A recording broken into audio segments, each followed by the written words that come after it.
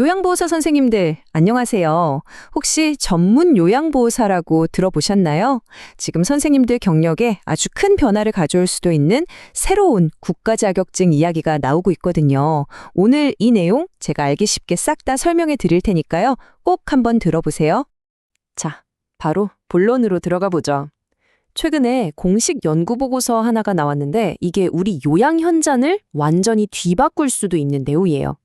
바로 전문 요양보호사라는 새로운 국가 자격증을 만들자는 제안인데요. 만약 이게 진짜로 도입되면 와, 선생님들 직책부터 역할, 그리고 제일 중요한 월급까지 싹 다 바뀔 수 있다는 얘기예요. 아니, 자격증이 있는데 뭘 또 따라는 거야? 이런 걱정도 드실 거고, 와, 드디어 내 경력을 제대로 인정해 주는구나, 이런 기대도 드실 텐데요.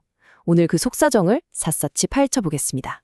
이 새로운 제안이 왜 나왔는지 제대로 이해하려면 일단 지금 우리가 가지고 있는 제도부터 살펴봐야겠죠? 바로 선임 요양보호사 제도인데요. 이게 지금 어떻게 돌아가고 있는지, 현장 반응은 어떤지부터 한번 짚어보겠습니다. 자, 그럼 선임 요양보호사가 뭐냐? 이건 이미 시행되고 있는 제도죠. 한 시설에서 꾸준히 5년, 그러니까 60개월 이상 일하신 베테랑 선생님들 중에서요, 시설장님이 추천하고 공단 교육까지 받으면 될 수 있는 거예요. 한마디로 현장의 리더 역할을 맡아서 동료들 좀 이끌어주고 노하우도 알려주는 거죠. 물론 그만큼 인정받아서 추가 수당도 받고요.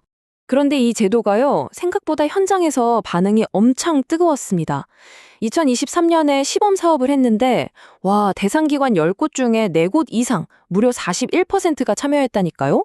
그만큼 경력을 인정받고 싶어하는 현장의 목소리가 정말 컸다는 뜻이겠죠? 근데 진짜 놀라운 건 이거예요. 바로 당사자인 우리 요양보호사 선생님들의 압도적인 지지. 선임 요양보호사 10명 중에 9명 이상, 정확히 말하면 91.6%가 이런 승급제도 무조건 있어야 한다, 이렇게 답했다는 겁니다. 와, 정말 경력을 쌓아서 전문가로 크고 싶다는 그 열망이 얼마나 큰지 딱 보여주는 숫자죠. 요양보호사 선생님들만 좋아하는 게 아니에요. 시설장님들도 81.5%. 그러니까 10명 중 8명 이상이 이 제도에 대해서 아주 긍정적으로 평가했어요. 직원들 동기부여도 되고 기관 운영하는 부담도 줄어서 실질적으로 도움이 됐다는 거죠.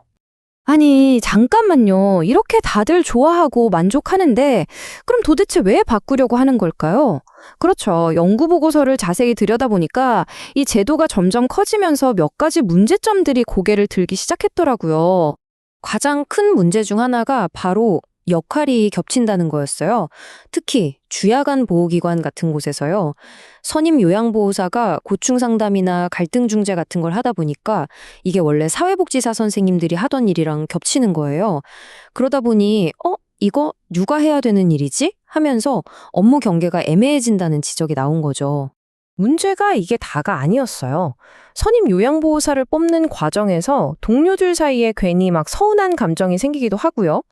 또 월급날만 되면 추가 수당 때문에 급여 차이가 나니까 이게 동료들 간에 미묘한 위화감을 만들기도 했다는 거예요. 결국 기관마다 상황이 다른데 딱 맞는 역할 정의가 부족했던 거죠. 그래서 보고서가 내린 결론이 바로 이겁니다. 한마디로 단순히 오래 일했다는 것만으로는 진짜 전문가라고 할 수 없다. 5년 경력이 있다고 해서 그 사람이 저절로 리더십까지 갖추게 되는 건 아니라는, 어떻게 보면 당연하면서도 좀 뼈아픈 지적이 나온 겁니다. 자, 그럼 이런 문제들을 해결하기 위해서 어떤 대안이 나왔을까요? 바로 이겁니다. 단계별 국가 자격 제도를 만들자는 거죠. 이 제안의 핵심은 바로 이 3단계 경력 사다리예요. 이제 막 시작한 일반 요양보호사에서 출발해서 경력을 쌓아 선임 요양보호사로 레벨업하고 최종적으로는 최고의 전문가인 전문 요양보호사까지 올라가는 거죠.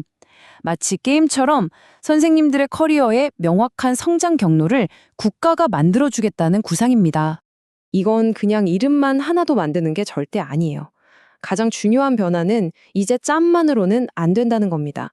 다음 단계로 올라가려면 정해진 교육도 받아야 하고 시험도 봐서 통과를 해야 해요. 나는 이만큼의 전문성이 있습니다. 라는 걸 직접 실력으로 증명해야 한다는 거죠. 드디어 연차 중심에서 진짜 실력 중심으로 바뀌는 아주 큰 전환점이 될 수 있습니다. 자, 그럼 이게 우리 선생님들한테 구체적으로 어떤 의미가 있을까요? 이게 과연 기회일지 아니면 또 다른 부담이 될지 한번 꼼꼼하게 따져보겠습니다. 기대되는 점과 우려되는 점을 한번 정리해 볼까요? 가장 솔깃한 기대는 역시 돈, 바로 급여 인상이죠. 지금 장기 근속 장려금을 다 받아도 월 31만 원 정도인데 이것보다 훨씬 더 높은 수당을 받을 수 있을 거란 기대감이 있어요. 하지만 반대편에는 아주 명확한 부담이 있죠. 아니, 또 시험을 보라고? 교육을 또 받으라고? 이러다가 그냥 자격증 학원들 배만 불리는 자격증 장사로 끝나는 거 아닌가 하는 현실적인 걱정이 나올 수밖에 없는 겁니다. 자, 이제 마무리하기 전에 딱 한 가지 정말 중요한 사실을 짚고 넘어가야 합니다. 이 제안이 지금 어느 단계에 와 있는지 정확히 아셔야 돼요. 제가 아주 명확하게 말씀드릴게요. 이건 아직 땅 이렇게 하기로 결정됐습니다. 이게 아닙니다. 국민건강보험공단 산하 연구기관에서 나온 연구 보고서에 담긴 제안 단계일 뿐이에요. 아직 법으로 정해지거나 공식적으로 확정된 정부 정책은 절대 아니라는 점 꼭 기억하셔야 합니다. 하지만 그렇다고 해서 에이, 그냥 해본 소리네 하고 넘길 일은 아니에요. 구따 연구기관의 공식 보고서에 실렸다는 건 정부 차원에서 이 문제를 아주 진지하게 들여다보고 있다는 강력한 신호거든요. 시대의 흐름이 이제 저 10년 일했어요가 아니라 저는 이런 전문성이 있어요를 증명하는 쪽으로 가고 있다는 거죠. 앞으로는 스스로 내 전문성을 어떻게 키워나갈지가 그 어느 때보다 중요해질 거라는 의미입니다. 자, 오늘 이 이야기 선생님들께는 어떻게 들리셨나요? 이 새로운 전문 요양보호사 자격증이 내 성장을 위한 그리고 더 나은 대우를 받기 위한 정말 멋진 기회라고 생각하시나요? 아니면 지금도 힘든데 괜히 일만 더 늘리는 불필요한 부담이라고 느끼시나요?